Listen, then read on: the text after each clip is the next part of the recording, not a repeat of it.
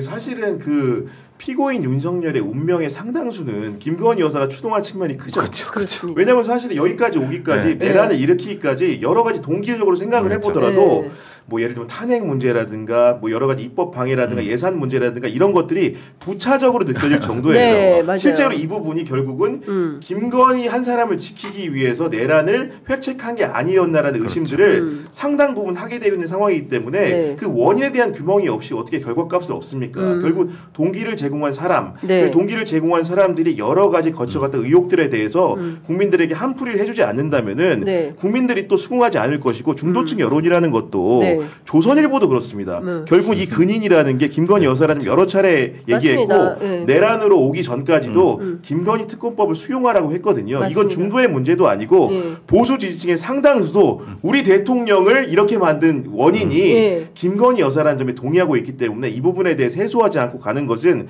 국민적 여론이 용납하지 않을 것이라는 생각을 좀 해봅니다. 그래서 제가 보기엔 여사의 전략은 난장 전략이다. 난장? 왜냐하면 더 하면 난장을 더 피우겠다. 그러니까 적당히 마무리하고 가자.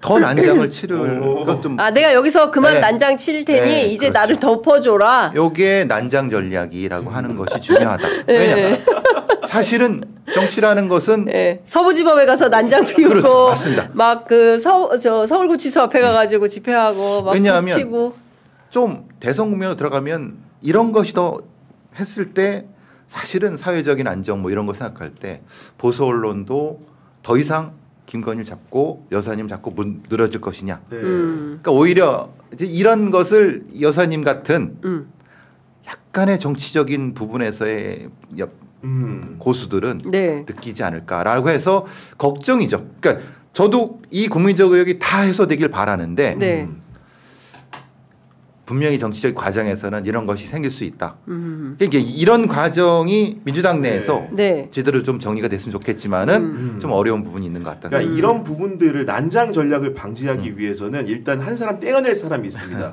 그 경호처에는 김성훈 차장.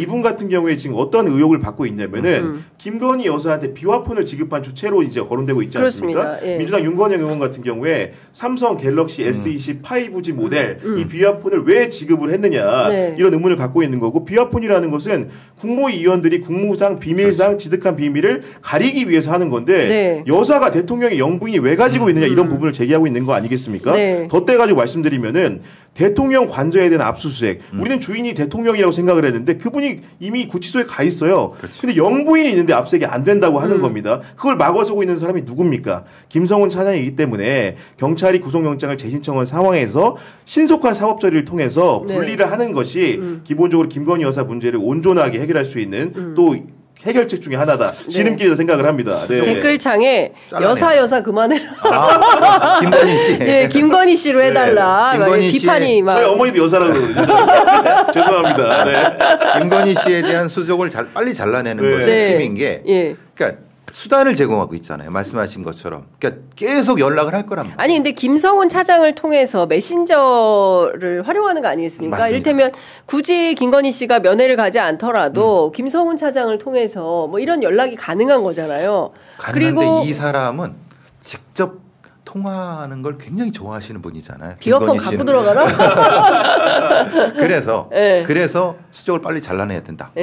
근데 그게 가능할지 모르겠어요. 지금 상황에서. 그렇죠. 지금 어쨌든 현직 대통령의 신분이 있기 때문에 아마도 그 파면 결정이 나기 전까지는 경호법에 따라서 경호를 받기 때문에 그건 어려울 거다. 그러니까 지금도 가장 중요한 것은 헌법재판소가 빠르게 이 파면 결정을 내려야 그 이후에 이제 뭐 추가 기소를 하면서 맞습니다. 여러 가지 제기된 의혹들을 조금 적극적으로 할 수 있지 않을까라는 생각을 해봅니다. 그리고 경호처 직원들 전부가 지금 이렇게 영부인 김건희 씨를 두둔하는 게 아니고 실제로 뭐 김성훈 차장이라든가 이광우 본부장 같은 일부 소수의 충성파들이 있는 거거든요. 그렇기 때문에 그런 분들을 떼낸다면 이 문제도 약간 객관화가 될 수 있다고 생각을 하는 것이고 결국 김성훈 차장 같은 경우에는 여러 가지 혐의를 받고 있습니다. 단순하게 그 체포영장 집행을 막아선 특수공무집행 방해 혐의뿐만이 아니고 경찰이 이제 새롭게 적용한 혐의가 대통령 경호법상 직권남용 혐의라는 거거든요. 그 얘기는 뭐냐면은 경호처 직원들을 무리하게 이제 속아내려고 했었고 거기에 더해가지고 비화폰 기록을 삭제 지시를 했다는 정황들이 있는 겁니다. 그렇기 때문에